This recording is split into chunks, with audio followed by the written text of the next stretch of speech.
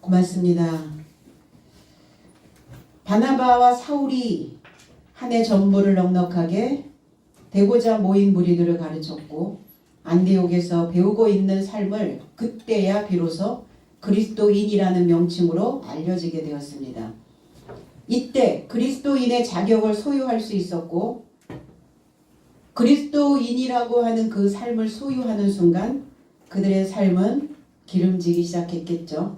그래서 풍년의 삶이 되어졌을 것이고 그 반대편에 있는 자들은 풍년이 아닌 흉년의 삶을 또 경험하게 될 것입니다. 오늘 과연 나는 풍년의 삶을 살고 있는가 아니면 흉년의 삶을 살고 있는가, 오늘 나의 시간들을 진단하는 귀한 시간이 되시기를 원합니다. 27절로 28절 그래서 이날 삶 안에 예언자 삶이 예루살렘으로부터 안디옥에 이르고자 내려갔고 그 삶 중에 아가보라 이름하는 한 사람이 일어나 거주지 전체에 접하여 있기를 의도하는 큰 흉년을 성령으로 인하여 지시하였고 흉년이 가이사 글라우디오에 접하여 발생하였다 그랬어요. 그래서 그때 개역성경에는 그때가 어떤 날이냐, 이 날 안에 이 날 삶. 우리는 이 날을 살고 계시나요? 아니면 저 날을 살고 있나요? 현대인들이 가장 힘들어하는 삶은 과거에 치우쳐져 있거나 아니면 미래지향적인 생각을 가지고 있거나, 우리는 미래지향 이러면 상당히 조금 발전적 그리고 굉장히 진취적 이라는 단어로 다가옵니다. 그런데 정신이 건강한 사람들은, 마음이 건강한 사람들은 현재에 있다는 거예요. 이 날이 있어, 이 날. 과연 나에게 이 날은 주어져 있나? 어디에 우리는 멈춰져 있지는 않은가? 그래서 이 날은 어떤 날이냐? 그리스도인이라는 명칭을 받게 된 이 날, 이 날 삶 안에 예언자들이 예루살렘으로부터 안디옥에 이르고자 내려갔다고요. 그래서 이 날은 사람들은 이렇게 얘기하죠. 때가 있어야 돼, 때. 다 때가 있어. 그럼 사람들에게는 날이 있다는 거예요. 각자 주어진 날이 다 다르다는 겁니다. 주어져 있는 시간이 다르다는 거예요. 그래서 이 날이라고 하는 이 날이라는 단어는 낮이라고도 합니다. 그리고 빛이라고도 합니다. 내가 빛이 되어져 있어야 나는 나의 날을 살 수 있고 나의 날을 살고 있는 자는 이 날 안에 머물러 있다는 겁니다. 이 날 안에 내가 있을 수 있다. 그리스도인이 되는 날, 낮이 되었고 낮이 되어진 자들은 깨어나겠죠. 일어나겠죠. 깊은 밤이 지나가고 여명이 밝아올 때 그 해가 둥실 떠올라오는 것 같지만 해도 빛을 발하기 위해서 어떠한 고비를 넘어와야 된다는 겁니다. 그래서 내가 이 날을 살기 위해서 나에게 주어지는 우리의 삶 속에서 넘어오는 어떠한 고난과 고통과 시련의 삶이 있어진다는 거예요. 해가 뜨려면 그 산기슭의 높은 고개를 넘어야, 그래야 빛이 둥실 떠올라옵니다. 그때서야 비로소 날이 되었고 빛이 되었다라고 말합니다. 이날 그리스도이신 그 낮을 사람들도 이제 이 시련의 그 고개를 넘어와서 비로소 그 빛을 만나는 그 날이 되어지는 그 삶이 되었다는 겁니다. 그러면 내가 날이 되었고 낮이 되었고 빛이 된 사람들의 삶은 어떻게 살아야 되는가? 아직 넘어오지 못해서 문 앞에서 서성거리는 사람들이 있거든요. 문턱을 넘어야 되는데 그렇게 문턱이 높지도 않은데 그 문턱을 넘지 못하고 여전히 서성거리고 있는 그 사람들은 어두움이고 밤입니다. 그러니까 그들의 발길을 비춰주는 빛의 역할을 저와 여러분들이 해야 된다는 겁니다. 계시록 21장 25절에 낮에 성문들을 도무지 닫지 아니하리니 거기에는 밤이 없음이라 그랬어요. 백야란 말입니까? 밤이 진행되지 않는 맨날 낮만 진행되는 이 인생들을 이야기하고 있는 거예요. 하나님의 빛 안에 들어간 자, 하나님의 날 안에 들어간 자, 비로소 나의 때가 되어진 자들의 삶을 밤이 없다 이렇게 표현합니다. 밤은 어떤 곳입니까? 죽음입니다. 지하세계로 내려가는 자들입니다. 하나님에 대하여 하늘에 대하여 깨닫지 못하고 있는 그 인생들을 우리는 밤이라고 표현합니다. 언어 해석은 그리고 성의 문은 낮에 결코 닫혀지지 않았으니 왜냐하면 거기는 밤이 없을 것이다. 낮에는 그 문이 닫혀지지 않는데요. 항상 열려 있답니다. 열려 있다라는 것은 마음이 열리는 거예요. 생각이 열리는 겁니다. 우리의 지각이 열리는 거예요.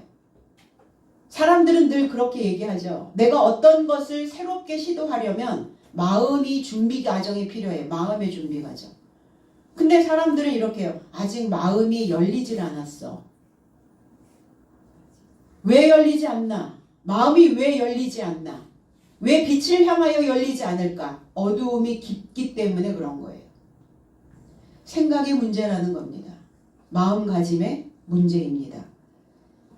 저와 여러분들은 하나님의 교회요, 하나님의 성입니다.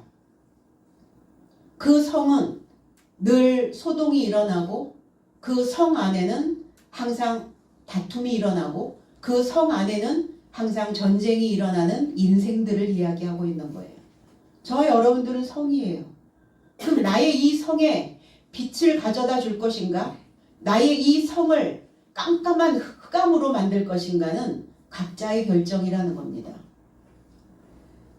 남은 삶은 우리가 앞으로 진행되어져야 되는 그 삶은 이제 잠자지 않고 깨어서 나의 믿음과 그리고 우리가 입어야 되는 그리스도의 옷을 입고 구원이라고 하는 나를 건져내 주실 것이다 라고 하는 나의 이 삶 속에서 나의 이 흉년의 삶에서 반드시 나를 꺼내 줄 것이다 라고 하는 그 소망의 투구를 쓰고 그리고 나의 삶을 침착하게 하나하나 세밀하게 진단해 봐야 된다는 겁니다. 선지자들이 나옵니다. 구약에 있는 선지자들, 구약에서 하나님의 일을 한다고 앞서가고 있는 자들, 예언자들이요 선지자들입니다.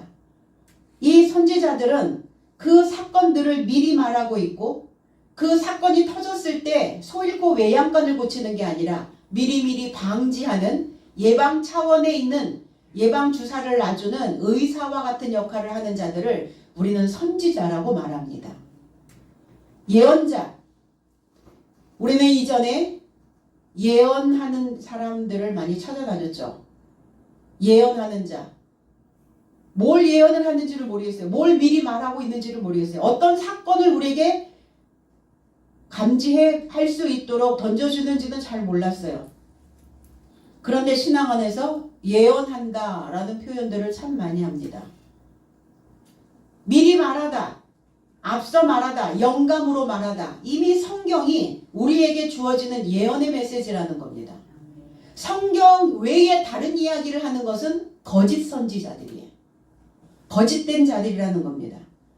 에스겔 13장 2절에는 인자야 너는 이스라엘에 예언하는 선지자들에게 경고하여 예언하되 자기 마음대로 예언하는 자에게 말하기를 너희는 여호와의 말씀을 들으라 그랬어요.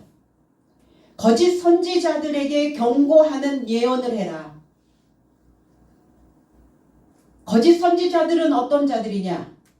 본 것이 없이 자기의 마음을 따라 자기 심령을 따라 예언하는 어리석은 선지자들입니다.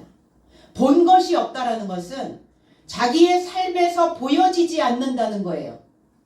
내 삶에서 신앙인이라는 그리스도인이라는 증거가 나타나지 않고 있다는 겁니다. 그러면서 자기의 심령을 따라 그 심령을 따라 마음의 움직임을 따라 감정의 기복에 따라서 자기 마음대로 말하고 있는 자 그들은 거짓 선지자들입니다. 그들은 어떤 자들이냐? 이 선지자들은 황무지에 있는 여우와 같다고 말씀하셨거든요. 여우는 어떤 자들이 여우라고 하는 이 단어 속에 굴을 잘 파다 이런 의미도 가지고 있고, 굴을 팠으니까 어때요? 그 굴 속이 가득 채워질 리가 없잖아요. 텅 비게 하다 이런 의미를 가지고 있어요. 이 오목한 손에 무엇인가 세상 것을 물질을 잡으려고 해도 잡혀지지 않는 이 손은 항상 공수, 빈손인 것. 이게 여우와 같은 삶을 살고 있는 거예요. 뭐 하지 않는 자? 하늘을 향하여 그 손을 펼치지 않고 있는 자들을 여우와 같다 이렇게 표현합니다. 그들은 성 무너진 곳에 올라가지도 않는데요. 성이 무너진 곳에 올라가야 되거든요. 성이 무너졌다는 것은 갈라진 틈이 많다는 거예요. 인생들을 성이라고 말씀드렸죠.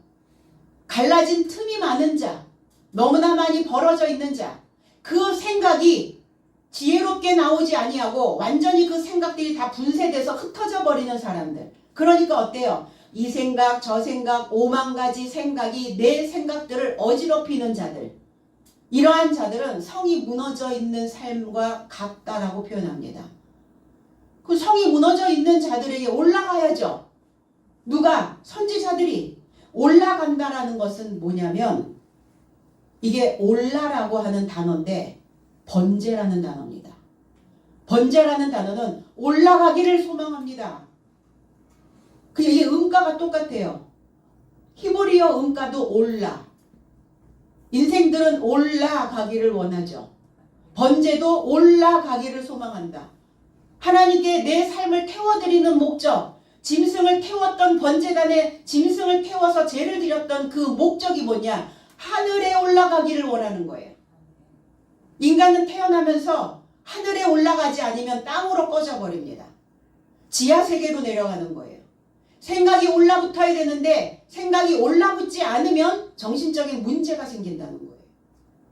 그러니까 선지자를 만나서 예언자를 만나서 무너진 그 성들, 갈라진 그 틈들을 다 메꾸고 그리고 그 삶이 하늘로 올라갈 수 있도록 이끌어내야 된다는 겁니다. 이게 그리스도인 기름 부음을 해주셨던 하나님의 목적이 바로 그 목적이었어요. 그럼 본인이 보수됐었어야죠. 부모된 자가 수선이 되어져 있어야, 보수가 되어져 있어야 그 자녀들을 올라가게 할 수 있다는 겁니다. 스승된 자들이 메꿔져 있어야, 그래야 제자된 자들을 올라갈 수 있도록 소망을 넣어줄 수 있다는 겁니다. 그들은 이스라엘 족속을 위해서 여호와의 날에 전쟁에서 견디게 하려고 그 성을, 그 울타리를 수선해주지 않았다. 오늘날 목자들의 목적, 목자들이 있어야 되는 일, 목사들이 교회에서 해야 되는 일, 지도자들이 해야 되는 일이 무엇이냐? 무너진 그 성벽을, 무너져 내린 그 가슴들을 다시 쓸어 올려서 하나님의 말씀으로 울타리 쳐주고, 그리고 세상을 살아낼 수 있도록 그들에게 빛을 비춰주고, 그리고 그들을 다시 수선해서 참된 삶을 살아낼 수 있도록 만들어주는 것이, 그것이 교회의 역할이요, 지도자의 역할이요, 부모요, 스승의 역할이라는 겁니다. 여호와의 말씀이라고 하는 자들이 여호와의 말씀이라고 말하면서 허탄한 거짓것, 허탄한 것은 이익이 없는 것. 하나님을 믿고 있기는 한데 자기 삶에 이익이 하나도 없어요. 늘 무엇인가 파멸이 기다리고 있고, 늘 황폐되어져 있고, 그리고 거짓된 점괘를 보며 사람들에게 그 말이 확실히 이루어지기를 바라게 하거니와 그들은 여호와가 보낸 자들이 아니다. 거짓 선지자들입니다. 거짓 목자들입니다. 참 목자가 아닙니다. 거짓된 점괘, 점을 친다는 거예요. 마법을 행한다는 겁니다. 무슨 마법을? 어떤 마술을 보여준단 말입니까? 눈속임이에요. 교회를 다니는데 교회에서 선지자들이, 목자들이 성도들의 눈을 가리고 성도들에게 전개를 말하고 그러면서 그들에게 전달하는 것이 하나님의 메시지라고 그렇게 말하면서 결국은 그 속에는 참이 없더라 이거예요. 허위, 거짓된 것, 마술을 행한다는 것, 마법을 행한다는 것은 어떤 의미일까? 믿기만 하라고 하는 거예요. 하나님을 온전히 믿기만 하라고. 그게 뭐 잘못된 겁니까? 이렇게 반문하실 수도 있죠. 하나님을 믿으려고 교회 다니고 하나님을 믿으려고 신앙생활을 하고 있는데 하나님을 믿는다는 게 뭐 잘못된 거냐? 잘못된 건 없죠. 근데 믿고만 있으라고 하니까 하나님을 믿기만 하면 너희들이 아무것도 하지 않아도 너희들이 어떤 일을 행하지 않아도 하나님께서 알아서 다 척척척 해주실 거야. 하나님이 복 주실 거야. 하늘에서 내려주실 거야. 너희들이 무언가를 하는 것을 봐서. 그러니까 허위예요. 거짓입니다. 하나님을 믿는 목적이 뭔지 아세요? 사람들이. 내가 99목을 하려고 하나님을 믿는 거예요. 내가 99목을 하고 하나님 하나 부족합니다. 하나.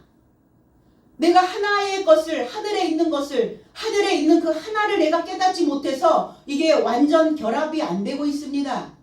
그래서 하나님을 믿는 이유는 하나 해달라고. 반대로 하죠. 그런데 하나님이 99을 하고 네가 하나만 하면 돼. 하나 하는데 뭘 해야 되냐? 믿기만 하면 된다고. 거짓입니다. 그리고 여러분들은 제자들한테 어떻게 얘기하고 부모가 돼서 자녀들한테 어떻게 얘기합니까? 넌 그저 가만히 있어? 다 내가 해줄게? 그러나요 부모가? 그런 부모는 없을걸요 아마. 하나님도 그런 하나님은 없습니다. 그들은 백성을 유혹해서 평강이 없으나 평강이 있다고 하고 담을 쌓고 회반죽을 해서 회치를 하고 있다는 거예요. 주님이 오셨을 때에도 그 당시에도 그랬어요. 거짓 선지자들은, 거짓 지도자들은, 종교 지도자들은 하나님을 겉으로만 믿고 있는 자들, 그냥 믿기만 하고 있는 자들은 다 회칠한 무덤이라고 말씀하고 계셨거든요. 이 회반죽이라고 하는 의미는 조절되지 않는 이란 뜻이에요. 그리고 맛이 없는, 그리고 경솔하다. 경솔한 삶으로 회칠하고 있었다고요. 교회 다니는데 왜 살맛이 안 난다고 합니까? 살맛 나려고, 살맛 나게 우리의 인생을 이끌어가기 위해서 우리가 하나님을 믿고 있는데 교회 열심히 다니는데도 살맛이 안 난대요. 살맛이 안 나게 살고 있어요. 그러니까 회칠한 자들이라는 겁니다.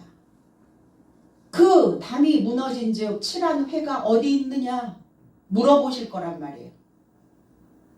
그 칠한 회가 어디에다가 그 회칠을 하고 있느냐, 어디에다가 경솔한 삶으로, 맛이 없는 삶으로, 조절되지 않는 삶으로 칠하고 있느냐.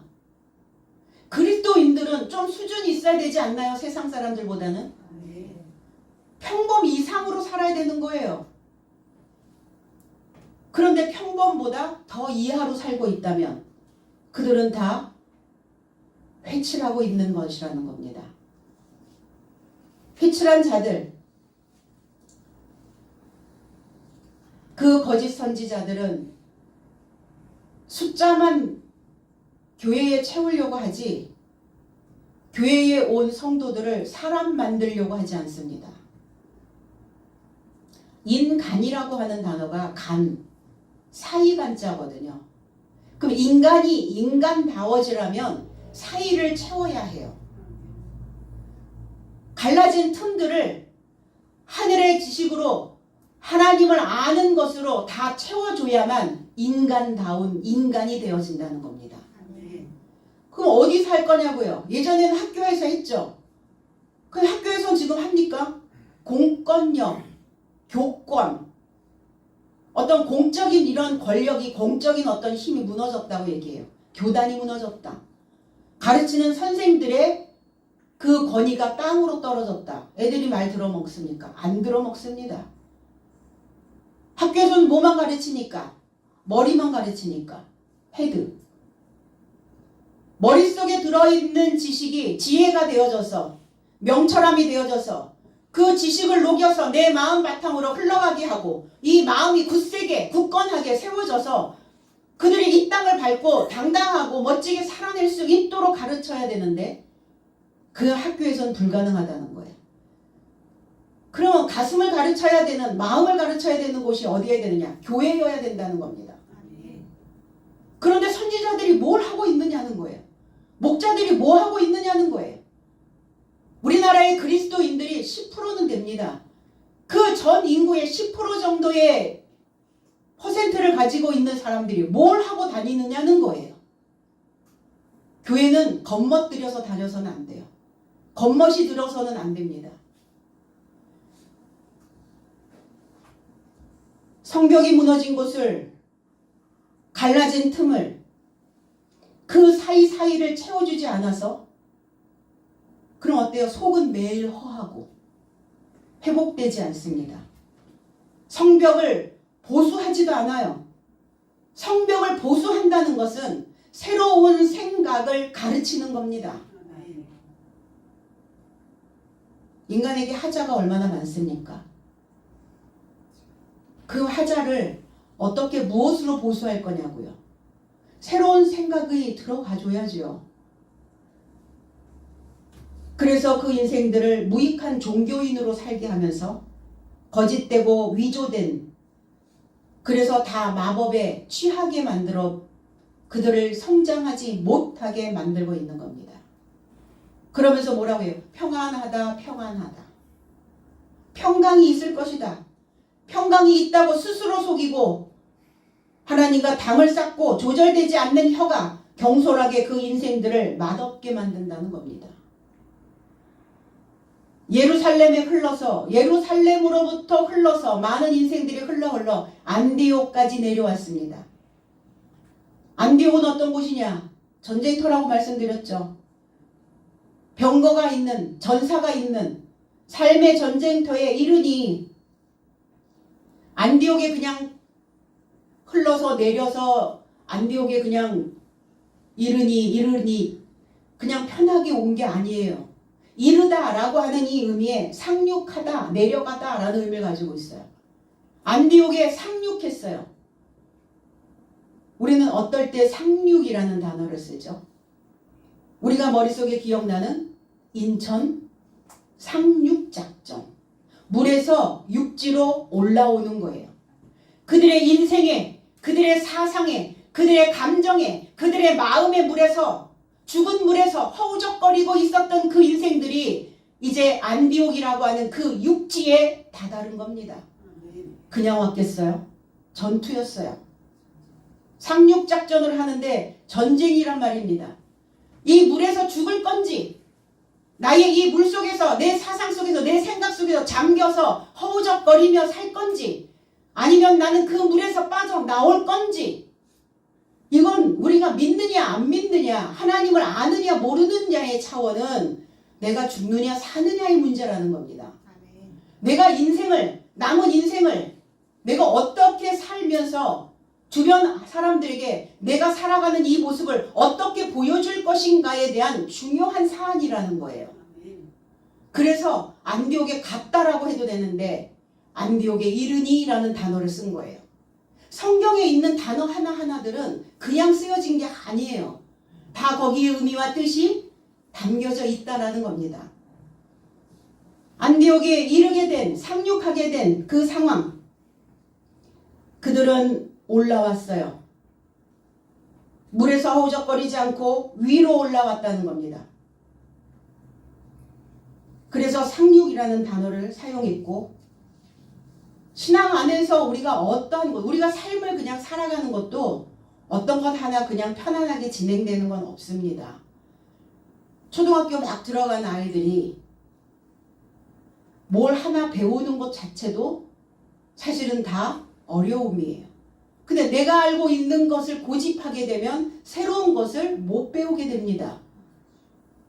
그런 것처럼 우리가 신앙 안에 들어가는 것도 내가 가지고 있는 것을 고집하는 것이 아니라 이제 그 물속에 다 더러운 것들을 다 버리고 이제 새롭게 땅을 딛고 설 수 있는 하나님이 단단하게 만들어주시는 그 믿음의 신앙의 발판 위에 세워져야 되는 그 인생들이 안디옥에 상륙했다는 겁니다.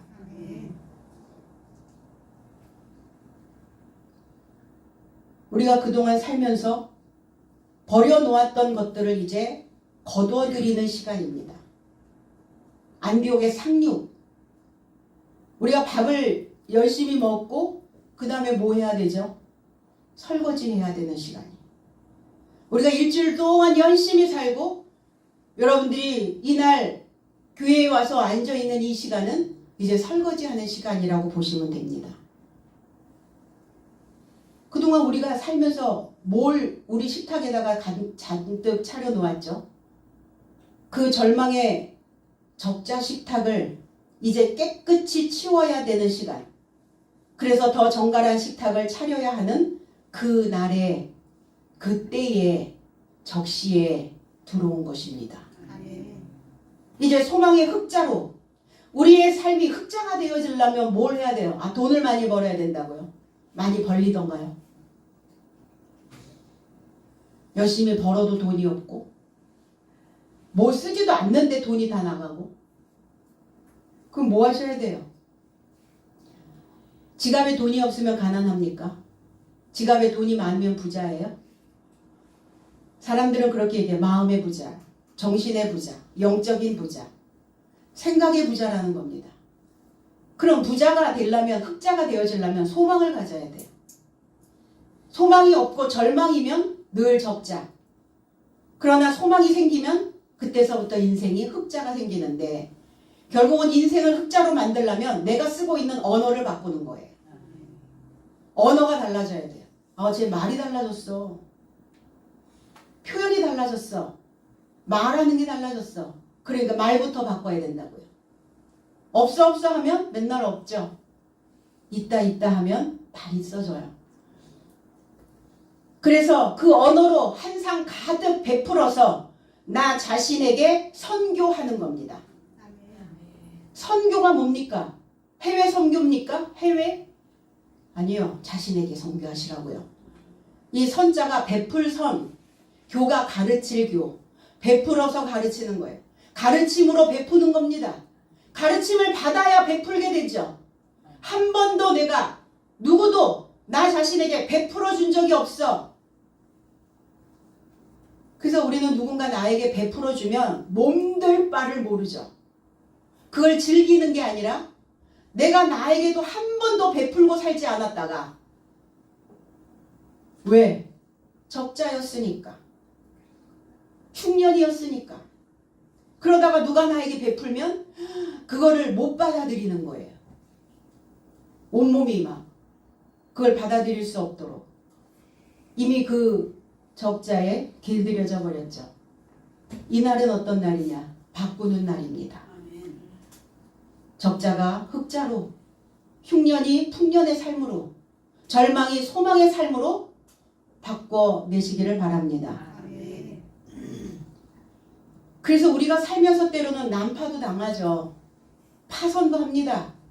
배가 다 뽀개져서 바다를 표류하는 그런 난파. 그런데 많은 사람들이 다 죽어도 우리는 위로 손을 올리면, 위로 손을 내밀면, 그래서 위로 손을 내밀어서 누군가 내 손을 붙잡고 그 허우적거리는 그 생각에서 나를 육지로 상륙시키기만 하면, 상륙시켜줄 수 있는 사람만 있으면 우리는 살아낼 수 있다는 겁니다. 어른이 된 우리가, 그리스도인이 된 저와 여러분들이 그 역할을 해야 될 줄로 믿습니다. 살 길이 열린 것을 우리는 간절히 소망해야 될 줄로 믿습니다. 야고보서 3장 17절 원어 해석은 오직 위로부터 온 지혜는 첫째 성결하고 다음에 평화롭고 너그럽고 잘 설득하며 국률과 선한 열매가 가득하고 무지와 외식함이 없나니 그랬어요. 성결, 평화, 너그러움, 설득, 국률, 선한 열매. 그래서 무지, 외식함. 하나님을 아는 거예요. 하나님을 알고 신앙생활 안에 들어온 자들이 하나님에 대하여 무지함이 없고 하나님을 믿으면서 거짓이 없고 그리고 나 자신을 말씀을 통해서 설득해내고 나를 설득해내야죠. 내가 설득이 안 되는 사람들이 있어요. 어떤 사람들의 말에 동화가 잘 안 일어나는 사람들이 있어요. 정서적 차단이 되어 있는 사람들이죠. 정서적으로 손상을 많이 본 사람들이 이야기하는 그 이야기에 동화가 잘 안 일어납니다. 정서적 손상을 입은 사람들이. 그건 어른이 되어서가 아니라 어린아이 시절서부터 내가 발달하는 발달 과정 속에서 인간 삶에서부터 무엇인가 어디서부터 뭐가 힘들었던 거예요. 상처받았던 상흔들이 여전히 치유되지 않은 상태. 이제 안디옥에 상륙한 자들 중에 아가보라고 하는 선지자도 왔습니다. 아가보, 아가보스. 아가보라고 하는 이 이름의 뜻은 메뚜기라는 뜻을 가지고 있어요. 예루살렘에서 안디옥으로 왔던 선지자들 가운데 한 사람입니다. 구약에서 히브리 민족 중에 느디님 사람들이라는 게 있어요. 느디님. 이 느디님이라고 하는 이 단어가 바로 이 아가보스의 조상입니다. 그러면 이 느디님 이 족속들은 뭘 했느냐? 성전 봉사자였어요. 레위 제사장을 도와서 성전에서 사역하던 사람들. 결국은 사실은 이 아가보의 이 느디님 족속들은 성전에서 봉사를 했던 것처럼 제사장급에 있는 사람들이었었어요. 근데 그 이름이 메뚜기네요. 메뚜기 출애굽을 할 때의 8번째 재앙에서 메뚜기 재앙이 오죠. 그 메뚜기하고는 다른 메뚜기입니다. 이 아가보라고 하는 아가보라 하는 이란이 아니라 아가보 그 이름이 아가보라고요. 그 이름 안에 메뚜기. 그럼 이 메뚜기는 어떤 역할을 합니까? 가만히 있진 않죠. 펄벅의 대지에서 메뚜기 떼를 보신 적 있으신가요? 대식갑니다. 다 훑어먹어요. 그러니까 여기저기 날아다니면서 모든 것을 먹어치우는 대식가. 어떠한 하나님의 말씀도 그것이 내게 꽂히는 말씀이든 내게 불편한 말씀이든 그게 쓴소리든 단소리든 어떤 소리든 다 먹어치우는 대식가. 이게 메뚜기. 아가보가 그런 자였다라는 겁니다. 그래서 다 먹어서 성전 봉사자. 그 성전에서 봉사하는 자는 어떠한 것도 다 먹어야 돼요. 어떤 인생들이 나에게 단소리만 주겠어요? 때로는 쓴소리, 때로는 쓸데없는 소리, 어쩔 때는 말도 안 되는 소리, 별소리를 다 하죠. 다 먹어야 돼요. 다 먹어치워야 돼. 메뚜기처럼. 그래서 잘 먹어야 됩니다. 어떤 사람은 말이 먹히지 않는 사람이 있고 어떤 사람은 말을 잘 먹는 사람이 있어요. 여러분들이 유형을 한번 가만히 생각해 보세요. 나를 말을 잘 먹나? 아니면 말을 잘 안 먹히지 않나? 뭐 이렇게 의심이 많나? 의심이 있는 건 나쁘지는 않아요. 의심이 많으면 사기는 안 당하니까 적어도. 근데 하나님까지 의심할 필요는 없잖아요. 돌다리 두드리라고 하는데 돌다리 두드리고 있기만 하면 안 되잖아요. 어느 정도 두드려서 믿을만 하면 건너와야죠. 그래서 여러분들이 오늘 건너오신 줄로 믿습니다. 나에게 유익이 되고 필요한 말을 잘 먹어야 우리의 삶에서 발생하는 어떠한 사건들이 내 속에 문제가 어떤 발생이 된다 할지라도 그것을 잘 소화해내고 이겨낼 수 있습니다. 아가보라 하는 한 사람, 헤이스 하나 왜 여기에서 하나라는 단어를 썼을까? 아가보라는 사람 이러면 되는데, 아가보라는 이름을 가진 자가 안디옥에 상륙했다 이러면 되는데, 아가보라는 한 사람, 하나 사람이라는 거예요. 하나 사람. 하나 사람이라는 것은 하늘과 하나 된 사람이라는 거예요. 하늘과 하나 된 사람. 하나 됐다는 것은 통일됐다는 거예요. 마음과 우리의 생각과 내 겉과 내 속이 하나로 통일되었다는 거예요. 통일된 생각을 가지고 있는 자. 그러면 통일된 생각을 가지고 있다는 것은 아가보라고 하는 이름값을 하면서 살고 있다는 겁니다. 저와 여러분도 마찬가지예요.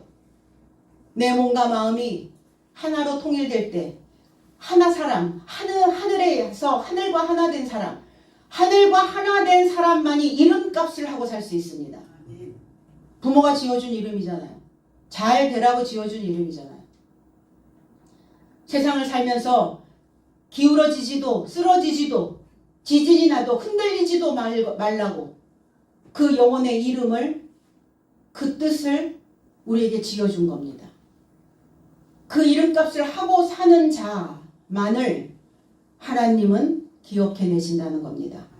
그가 일어났습니다. 아니스템이 들어올리다 위에 똑바로 서다. 들어올려졌다. 위에 똑바로 섰다는 것은 이 아가보가 상황 내가 지금 어떤 상황에 처하여 있는지, 사람들의 상태가 어떠한지 상황 파악이 됐다는 거예요. 파악이 돼야죠. 내가 지금 어떤 상황이 되어져 있는지, 내 자녀가 어떤 상황인지, 내 부모가 어떤 상황인지, 내 제자가 어떤 상황인지, 지도자가 어떤 상황인지 상황 파악을 해야죠. 그래서 깨닫고 있는 자를 또 이렇게 아니스템이라고 하는, 부활이라는 단어, 깨달아 변화됐다라고 하는 이 단어를 만들어냅니다. 어떻게 행해야 하는지 빨리 눈치채고 있어요. 빨리 눈치채야, 그래야 대처 능력이 생기고 우왕좌왕 갈팡질팡하지 않죠. 우왕좌왕 갈팡질팡하는 사이에 뚝 떨어집니다. 바닥으로 점점 더 내려가 버려요. 그러니까 얼른 상황 파악하셔야 돼요. 누구는? 위에 있는 자들은, 지도자들은, 부모된 자들은, 스승된 자들은 성령으로 말했다. 거룩한 영으로, 거룩한 영으로 말했다라는 것은 자기 말을 한 게 아니에요. 자기 임의대로 하는 말이 아닙니다. 하나님께서 영감을 주셨어요. 하나님이 깨닫게 하셨어요. 말씀을 통해서 알아차려진 거예요. 그래서 그것을 구별하기 시작했다고요. 성령께서 지시하셨다고요. 성령께서 말한다. 성령을 통해서 나는 말을 하고 있다. 성령을 통해서 나는 구별하고 있다. 계시록 1장 1절에 예수 그리스도의 계시라. 이는 하나님이 그에게 주사 반드시 속히 될 일을 그 종들에게 보이시려고 그 천사를 그 종 요한에게 보내어 지시하신 것이라 그랬어요. 지시하셨다. 구별하게 하셨다.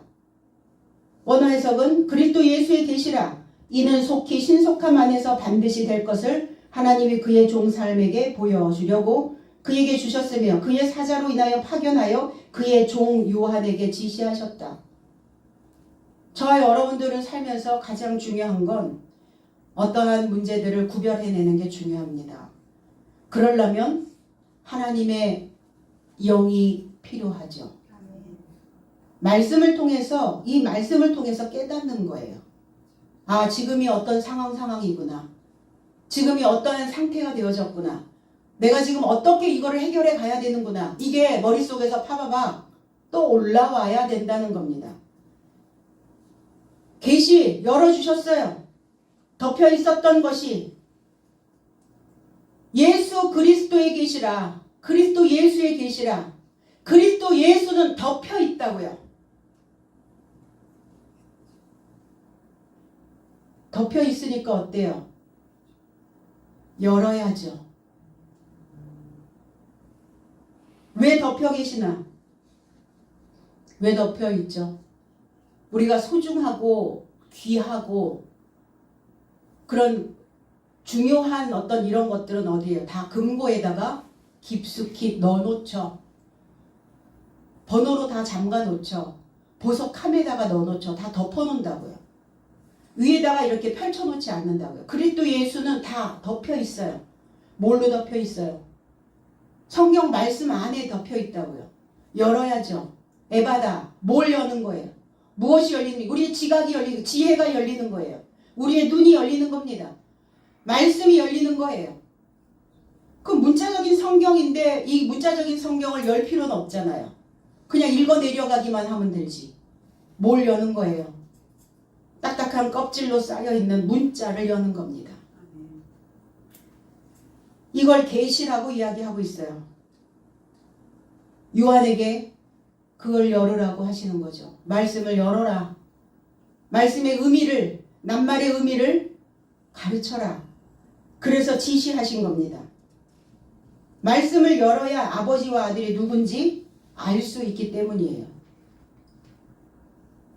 오늘날 우리가 신앙생활을 하는 이 21세기의 신앙관은 어떠해야 하는가? 그냥 그럭저럭 믿으면 되는가? 21세기의 신앙은 믿는 게 아니에요. 믿지 마세요. 뭘 알고 어떻게 알고 믿냐는 거예요.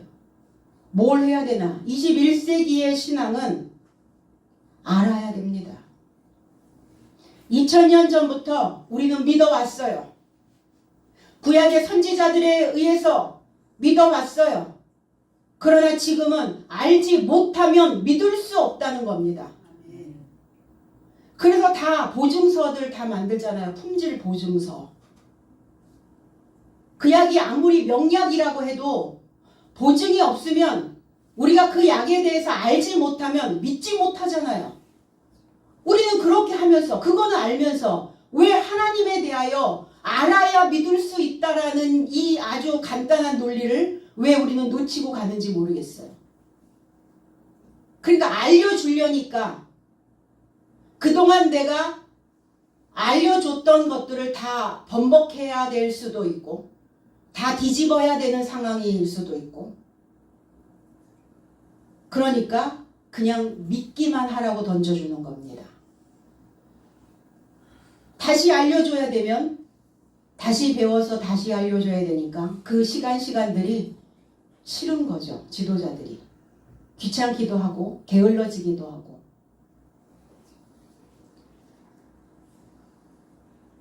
오늘이 어떤 날입니까? 일요일입니다.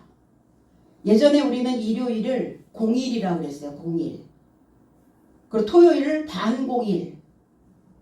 반만 공일이라는 거예요. 이 공일이라고 하는 의미는 텅 빈 날이라는 뜻이에요. 텅 빈 날. 근데 사람들은 빈 것을 못 견뎌 하죠. 무엇인가 채우려고 길을 쓰죠. 그럼 일주일 내내 살면서 오늘 뭐 하는 날? 텅 비워내는 날. 힘들었던 거, 그동안 우리가 살면서 힘들었던 거, 억울했던 거, 분했던 거. 이런 모든 삶을 다 비는 날이에요. 텅 비가. 그럼 텅 비어서 텅 빈 채로 가요? 이 비어있는 거 못 참는다니까 사람들은. 그럼 뭐 하셔야 돼? 주님의 언어로 채워가는 날입니다. 얽매인 삶에서 풀려난 자유로운 그 공백의 날에 교회에 나와서 그 추운 겨울에도 피는 꽃이 있어요. 수선화. 그 수선화처럼 고개를 들고 일어서는 그 말씀을 오늘 가득 담아서 이제 그 언어로 한 주간을 시하게 하시기 바랍니다. 시하게 아시죠? 일본말 좀 썼거든요. 시하게. 마무리. 시하게 했다 우리 그러잖아요. 채워야 말씀이 그리스도 예수의 언어가 채워져야 한 주간을 또 시하게 하고 그리고 또 공백의 날 또 텅 비어서 와가지고 또 채워서 또 가고 그러면 그게 이제 어느 시점이 되면 불필요한 것들은 다 싹 빠져나가고 필요한 요소들만 내 안에 남아서 그 삶을 풍요롭게 살아낼 수 있다는 겁니다. 예. 천하에 흉년이 올 것이다. 천하가 크게 흉년 들리라. 천하가 아니라 하늘과 땅이라는 단어가 아니에요. 하늘이 흉년이 들 리가 있나요? 거짓된 하늘도 있어요. 구약의 하늘은 두 하늘이었으니까. 천하가, 이 천자가 전체라는 뜻이에요. 전부라는 뜻입니다. 그리고 하라고 하는 단어가 땅이라는 단어인데 거주지라는 뜻, 오이코도메라는 단어입니다. 거주지 전체. 거주지 전체가 누굽니까? 사람들이에요, 사람들. 어느 지역에, 어느 곳에, 어느 나라에 탕자처럼 아버지의 것을 다 가지고 나갔더니 그 나라에 흉년이 들었더라. 주는 것이 아무것도 없더라. 사람들이 아무것도 주지, 쥐엄나무 열매도 주지 않아요. 돼지가 먹는 쥐엄나무 열매도 주지 않더라. 그게 나라의 흉년이 아니라 자신의 흉년이라고, 자신이. 그 전체, 거주지 전체가 흉년이 들었어요. 그러면 흉년인 이 인생들은 하나님을 안 믿는 자들이겠어요? 하나님을 안 믿는 자들은 내가 흉년으로 살고 있는지 절망으로 살고 있는지 알지 못합니다. 그저 뭘 또 아구같이 그냥 담으려고 채우려고 길을 쓰고 살고 있는 사람들이지, 내가 지금 흉년이 왔구나, 이걸 감지하지 못하고 산다는 거예요.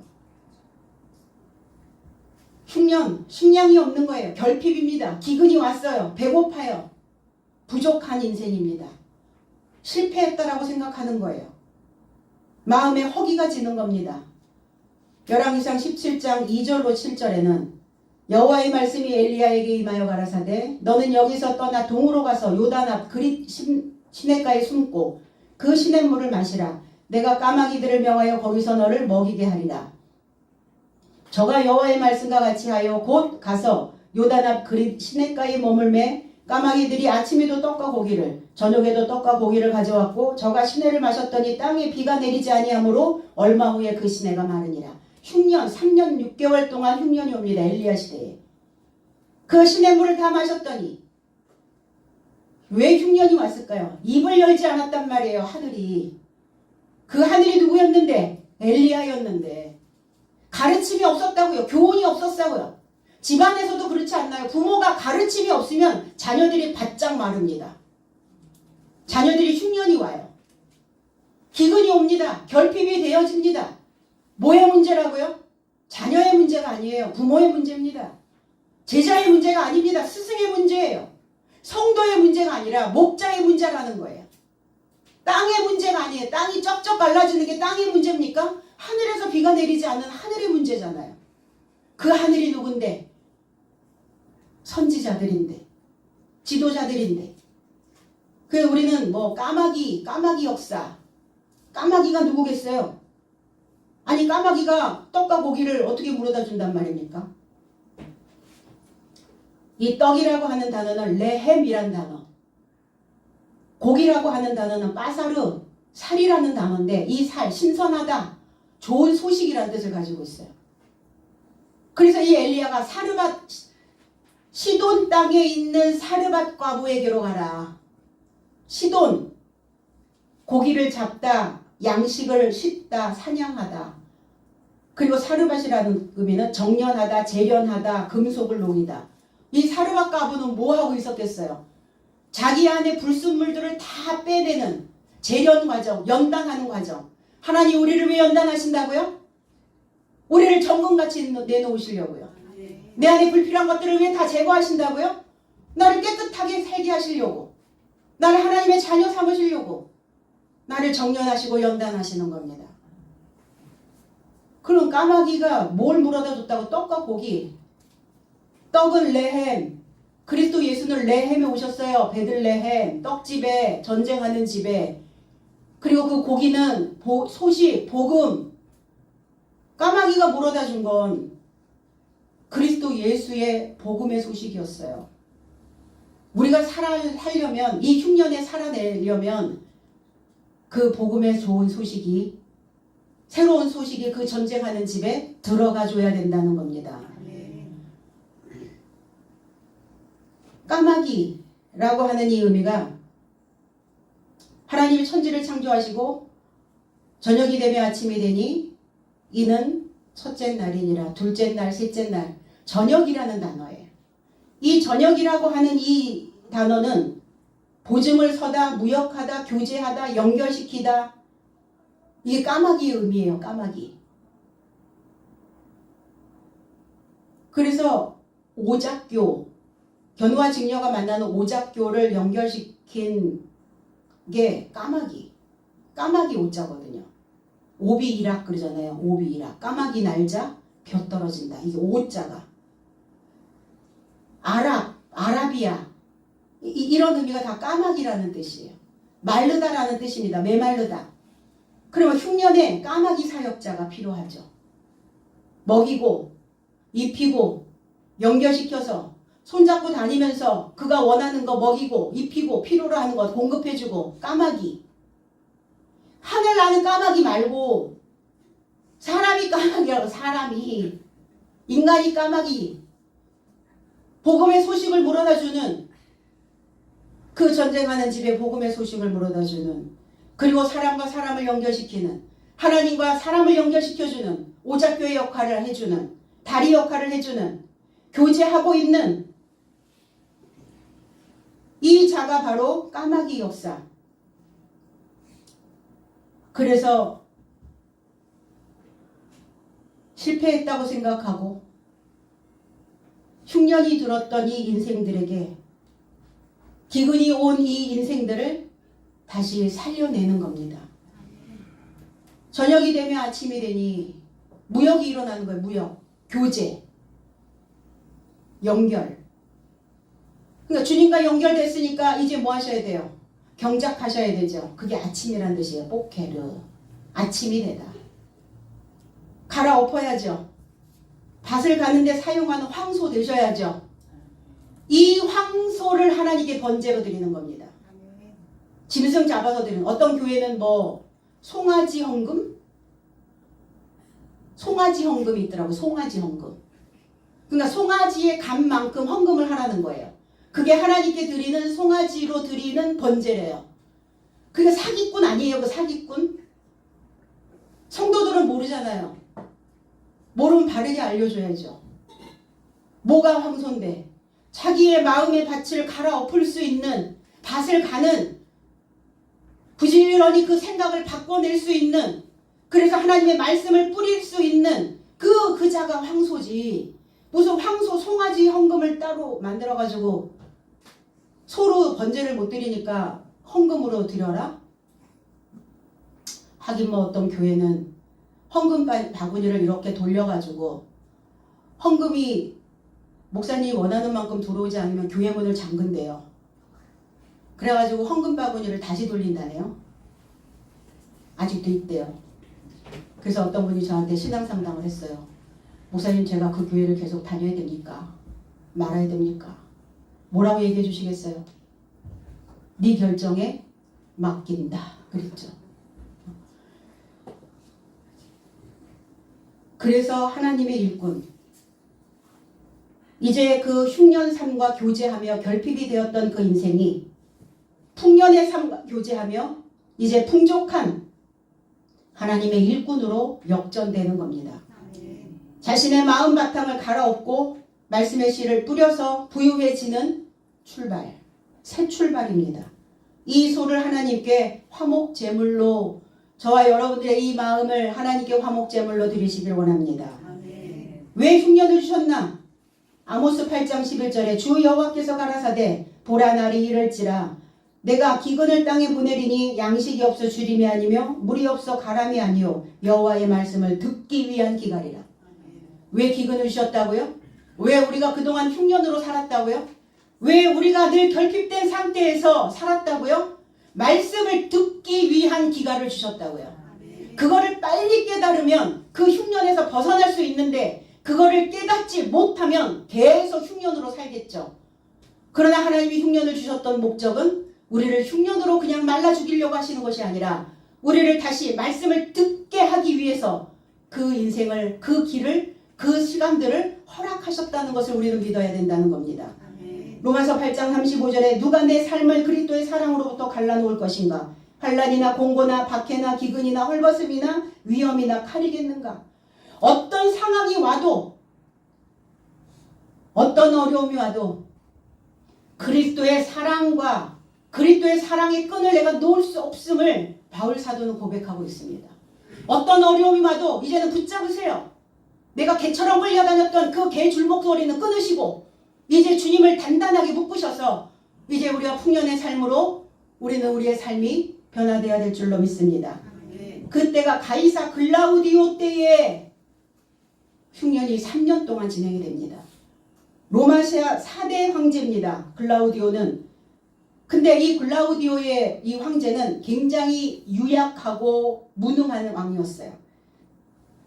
좋지 못한 신하들과 그의 아내 메살리나라고 하는 이 힘의 절대적인 영향을 받고 있습니다. 그리고 그의 둘째 아내 아그리피나에 의해서 AD 54년에 독사를 당하고 맙니다. 무능한 왕이었어요. 그래 흉년이 왔겠죠. 글라우디오의 통치도 통치하는 것 자체로 결핍했어요. 결핍. 만족이 안 된단 말이에요. 만족을 못 채워준다고요. 어디서 만족을 채울 겁니까? 세상 어디에서. 결핍된 것들을 뭘로 어떻게 채울 거예요? 하늘의 것이 아니면 채워질 길이 없어요. 사람은. 구멍이 작은 것 같아도 사람에게 뚫려있는 구멍 엄청나게 커요. 그러니까 하늘이 와서 딱 메꿔줘야 그 구멍이 딱 메꿔져요. 그래야 든든하게 갈 수 있어요. 인생길. 우리 어디 멀리 길 떠나는 사람들 뭐라고 얘기해요? 든든히 먹고 가라. 그러시잖아요. 우리 인생길 아직 많이 남았습니다. 한참 가야 해요. 근데 계속 결핍된 상태로 가실 수 있겠어요? 못하잖아요.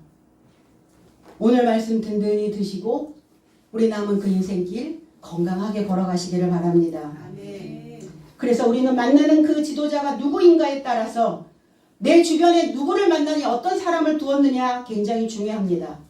이제 여러분 자신을 지도할 수 있는 지도자가 돼서 내 속에 수백억 그 세포를 기름지게 하실 수 있는 저와 여러분들의 삶을 흉년에서 풍년의 삶으로 기름지게 하시기를 나사렛 예수 그리스도의 이름 안에서 축복드립니다.